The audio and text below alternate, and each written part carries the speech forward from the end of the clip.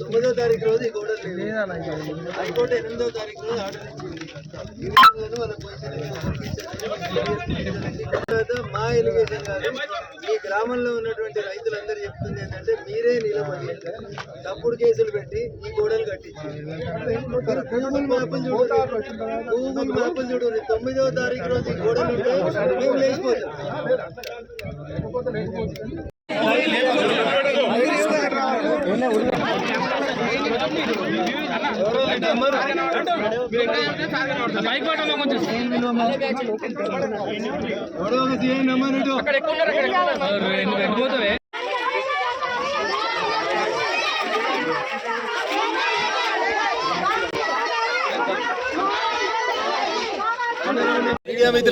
నమస్కారం.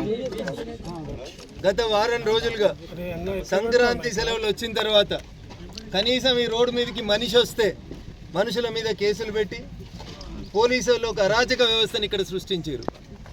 రోడ్డుకు కుడివైపు రోడ్డుకు ఎడమవైపు కట్టినటువంటి 2 బౌండరీలను కూడా హైకోర్టు ఉత్తర్వులను ఉల్లంఘించి జిల్లా పోలీసులు జిల్లా కలెక్టరు ఈ గ్రామంలో ఉన్నటువంటి కొంతమందిని తమ దిక్కు లోపరుచుకొని డబ్బులు ఇచ్చి కావాలని అమాయకులైనటువంటి గిరిజన బిడ్డల్ని మోసం చేసేందుకు గత 5 రోజులుగా జరిగినటువంటి ఈ తంతుని ఈరోజు మేము వస్తున్నామని తెలిసిన తర్వాత మౌనంగా చూస్తున్నారు.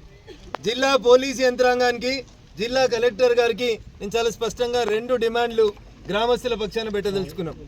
ఒకటి, కట్టిన ఈ గోడల్ని మీరు తీసేస్తారా? దానికి మీకు 24 గంటలు కావాలన్నా 48 గంటలు కావాలన్నా టైం ఇస్తాం.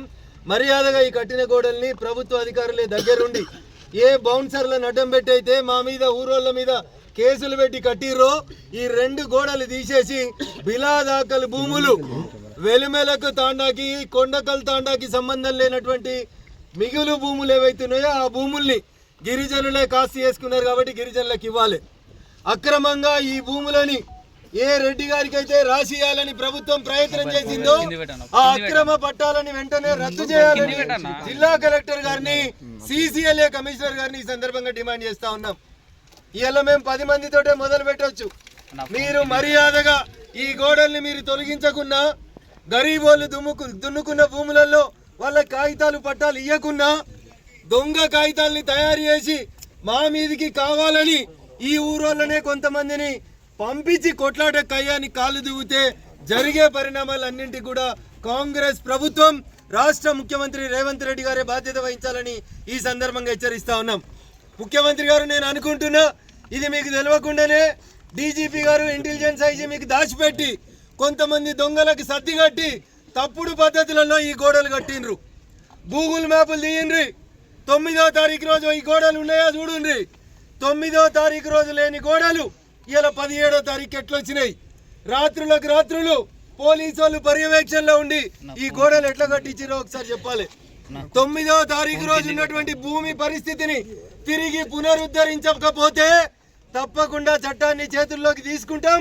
అవసరం ఉంటే మేమే ఒక రోజు ఓపిక ఉండి తర్వాత మీరు తీయకపోతే ఈ గోడలు తీసుడు మాకు పెద్ద కష్టం కాదు.